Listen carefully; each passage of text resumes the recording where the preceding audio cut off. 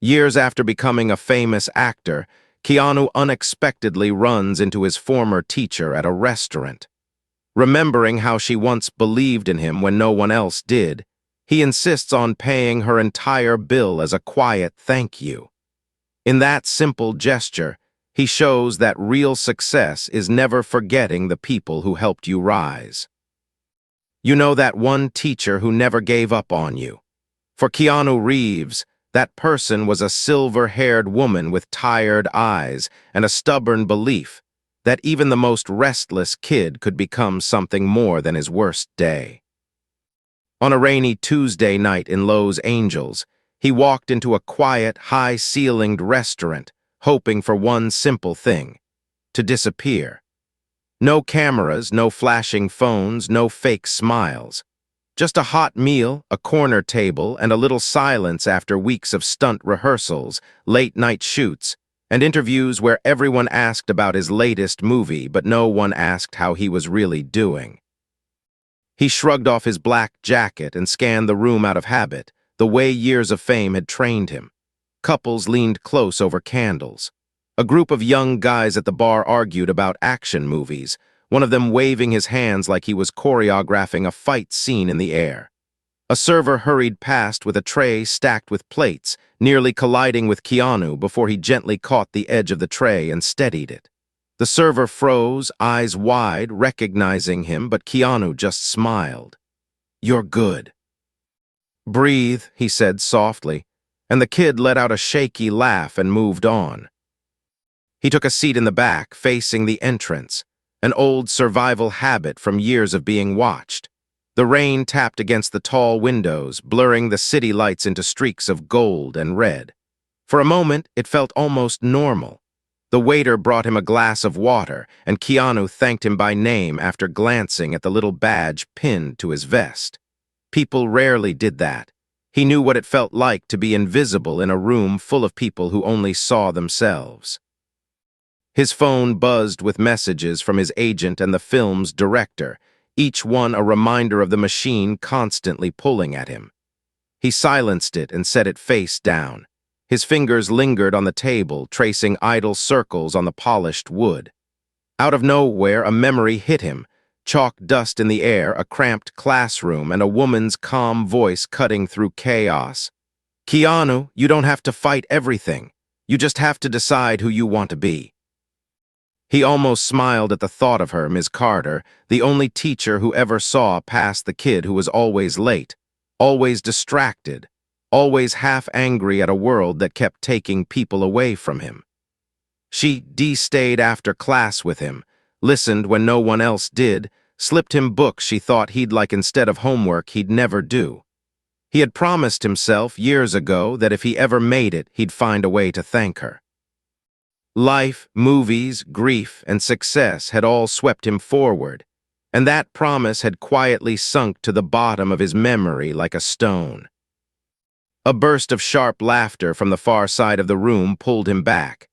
At a corner table near the kitchen, a group of tech executives in expensive suits were talking too loud, empty wine glasses clustering around them like trophies.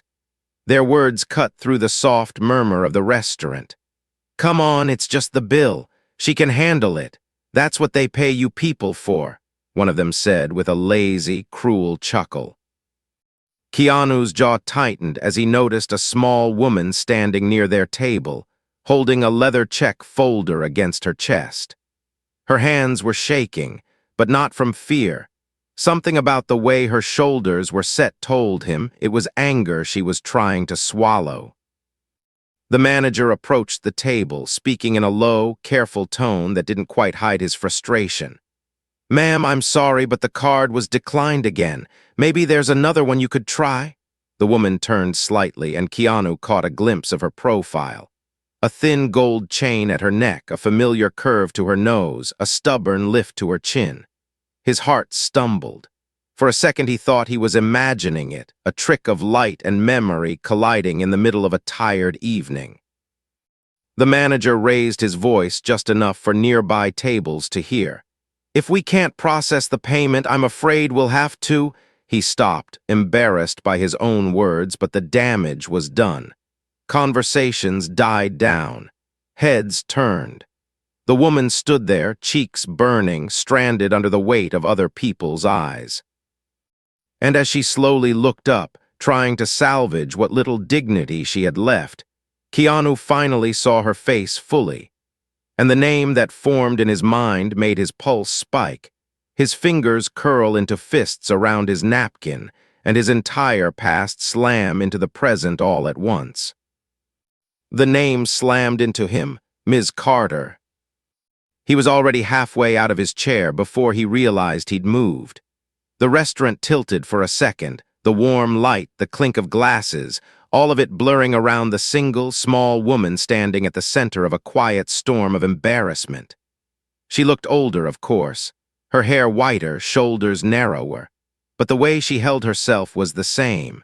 Straight spine, chin lifted, as if daring the world to break her students before it broke her. Keanu's instincts screamed at him to stay invisible.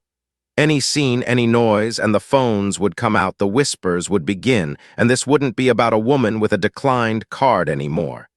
It would be about him. Headlines, clips, reaction videos. He hated that, hated how fame could turn someone else's worst moment into content. But then he saw the way one of the executives smirked at her, lazily swirling the last of his wine like this was entertainment. And something old and stubborn rose in Keanu's chest. A teenage anger, suddenly sharpened into purpose. He crossed the room with the quiet determination of a man walking into a fight he'd already decided to win. "Excuse me," he said softly to the manager, placing a light hand on the man's elbow. The manager turned, started to apologize for the scene, then froze as recognition dawned. Keanu shook his head, a quick, silent plea. "Don't make this about me." "Can you put her bill on my tab?" he murmured. Quietly, no announcements, just sort it out, please. The nearest executive barked a laugh. "What, the movie star's gonna swoop in and save the day?" he said, dripping condescension, not quite realizing yet who was standing in front of him. Then his eyes focused and his mouth clicked shut. The table went still. A couple of them straightened their suits like armor, suddenly aware that the guy from the posters was close enough to hear every word they'd been saying. Keanu didn't look at them. His attention was on Ms. Carter, who was staring rigidly at the manager, jaw clenched so hard the muscles in her cheek fluttered. "Ma'am," the manager began, trying to smooth things over, "it seems we've resolved the issue, so you're all set." "No," she cut in, voice low but steady. "If there's a problem, I'll handle it. I don't want charity." Her words were iron, but her hand shook as she dug in her worn leather purse, searching for something. Another card, maybe, or pride that hadn't already been scraped raw in front of strangers. Keanu stepped into her line of sight, careful, as if approaching a wounded animal that used to be fearless. "It's not charity," he said, heart pounding in his throat. It's overdue." She blinked, annoyed at the interruption, turning toward him with the impatient look she used to give him when he'd crack jokes in the back row. "Sir, I appreciate it, but I don't." Her voice broke off. Her eyes sharpened, squinting up at him, traveling from his messy hair to the faint scar along his jaw, to the tired kindness in his eyes. For a moment, she seemed to be fighting her own memory, flipping through old faces, teenage ghosts layered over the man in front of her. "Keanu," she whispered, the name half breath, half question, as the entire restaurant held its breath with her. For a heartbeat, they just stared at each other, teacher and student separated by decades and a white tablecloth. Then Ms. Carter did something that almost made him laugh. She reached out and flicked the sleeve of his blazer, like she was checking if he was solid, not some illusion from a long day and an empty stomach. "You got taller," she said, as if that was the most important thing, and some of the tension in his chest snapped. He let out a startled laugh, the kind that comes from too many feelings trying to escape at once. "And you still terrify people with one raised eyebrow," he answered. And there it was, the ghost of a smile tugging at the corner of her mouth. The same look she used to give him when he'd finally get a math problem right after swearing he'd never understand it. The manager, sensing a moment he had no right to be part of, slipped away. The executives at the neighboring table mumbled something about calling it a night and scattered, their earlier arrogance dissolving into awkward silence. The room's buzz gradually returned, but now it hummed around them like a respectful circle drawn in invisible chalk. "Come sit with me?" Keanu asked, suddenly nervous in a way fame had never made him. This wasn't an interview or a press junket. This was the woman who had once hauled him out of a principal's office and told him he was more than his worst choices. She hesitated, glancing at the check folder still in her hand. "Keanu, if you pay that bill, I will find a way to pay you back. I don't need." "I owe you more than what's on that piece of paper," he said quietly. "Please, let me at least buy you dinner, even if you've already eaten it." Her eyes softened, the fight in them melting into something more fragile. She nodded once. They moved to his table, and for a strange, tender moment, he pulled out her chair the way a nervous teenager might for a prom date. She noticed and chuckled. "Hollywood taught you some manners, I see." "Hollywood tried," he said. "You finished the job a long time ago." They talked. At first it was light, clumsy, like both of them were trying on old roles to see if they still fit. He asked about the school. She told him it had been renovated. His old classroom was now a computer lab. She de-retired a few years back, she said, but retired sounded like a word she didn't quite trust. Teaching for her had never been a job, it was oxygen. "And you," she said at last, fixing him with that laser focus that had once pinned him to his seat. "You turned out different than I expected, not the success part. That I knew. I just didn't expect you to look this tired." He tried to deflect with a joke about stunt work and night shoots, but her gaze was too sharp.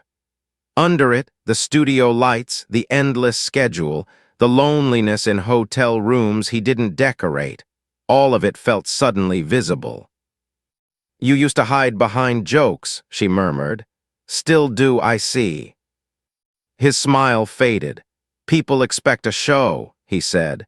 "Sometimes it's easier to give them one than to admit you're still figuring things out." Ms. Carter nodded slowly, as if that answer matched something in a file she'd kept on him in her mind.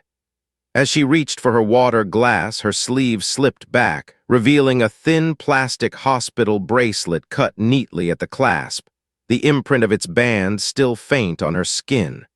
Keanu's eyes caught on it. She saw him notice and quickly tugged the sleeve down. "Old habit," she said too brightly.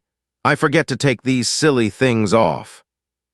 "What happened?" he asked, tone gentle but firm. "Nothing worth ruining a nice evening over," she replied, but the hand that wrapped around the glass was too tight, knuckles white. Inside her bag, an overstuffed envelope peeked out, edges frayed, stamped with the logo of a medical center. She saw where he was looking and pushed the bag under the table with her foot. "Ms. Carter," he said, calling on the stubborn teenager still alive inside him. "You once sat in a police station with me for 4 hours just so I wouldn't be alone when my dad didn't show up. You don't get to tell me what is or is worth ruining an evening. What's going on?"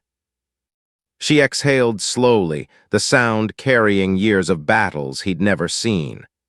"I was supposed to be on a bus out of the city tomorrow," she admitted. "I came tonight to have one nice meal, but the truth is my card wasn't declined because of some mistake. It's because I used everything I had left on something I'm not sure was worth it." His chest tightened. "Worth what?" She looked at him, eyes shining, and the answer trembled on her lips. "Worth the time I might not have," she whispered. just as a flash of light from outside the window shattered the moment and drew his attention to a growing cluster of shadows and camera lenses pressing against the glass. The outside world had finally caught up. Phone cameras glowed in the darkness beyond the restaurant windows like a constellation of artificial stars. People were pointing, faces pressed to the glass, some of them already filming vertical videos they'd later caption with breathless commentary. The manager moved toward the entrance, panic flickering across his features. A couple of waiters hovered nearby, unsure whether to look curious or apologetic. Ms. Carter followed Keanu's gaze and frowned. "Oh," she said, realization dawning. "You weren't just hiding from homework all those years. You were hiding from this." He sighed, shoulders sinking for a moment before he straightened. "This is the part of my life I still haven't figured out how to pass a test in," he admitted.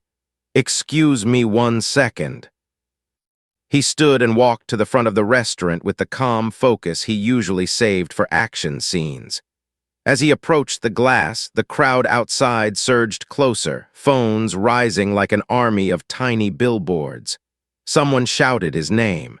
Another yelled the title of his latest movie. A young guy in a hoodie pressed up against the window, grinning. "Do the fight move?" he called out, miming a clumsy punch. Keanu couldn't help it. He laughed.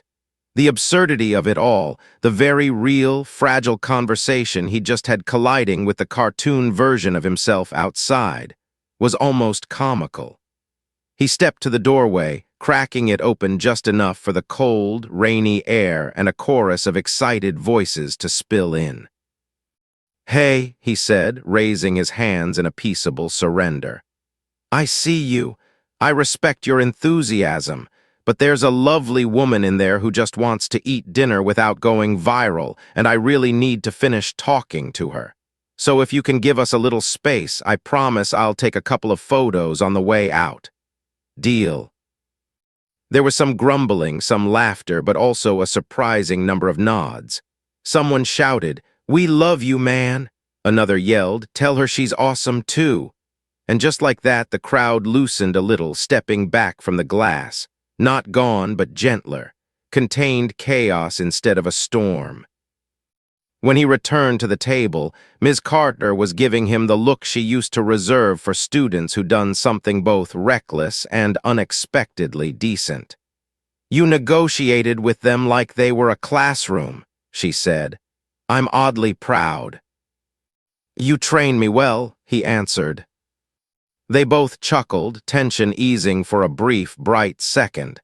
Then his gaze dropped again to her hidden wrist, to the bag tucked beneath her chair, heavy with unspoken truths. "You said you spent everything on something you weren't sure was worth it," he reminded her. "What did you mean?" She sat very still, fingers tracing the rim of her water glass. Outside, the rain hammered against the windows, a restless drumbeat. Finally, she reached into her bag and pulled out the worn envelope he'd noticed before. Up close, he could see that it was thicker than a simple bill would be, stuffed with folded papers and notes. His name was written on the front in her familiar, looping handwriting, Keanu R. in blue ink, faded as if written long ago. "I didn't come to this city by accident," she said. "I came to find you." He stared thrown. "But why now, after all these years?" "Because my doctor used the word aggressive too many times in one sentence," she answered plainly. "Because I sold my car to pay for treatments that may or may not work. Because every time I lay in that hospital bed, I thought of all the students I'd had, all the ones I'd failed, and one night your face wouldn't leave my mind." He opened his mouth to protest. The idea that she'd failed anyone felt absurd, but she held up a hand. "Do you remember the night you almost got expelled?" she asked quietly. The restaurant noise faded to a distant hum. Of course he remembered. The fight behind the gym. The broken window. The principal's relentless, tired anger. his own boiling rage at a world that seemed determined to prove people like him didn't belong anywhere for long. "I remember," he said. Her eyes were wet now, but her voice was steady. "There's something about that night I never told you, something I've been carrying for a very long time. And I came here to decide whether to let you keep the story you've been living with or tell you the truth, and change everything you thought you knew about why you're still standing here." She slid the envelope across the table toward him, the weight of it small but crushing, as if every page inside was a choice she hadn't made until now.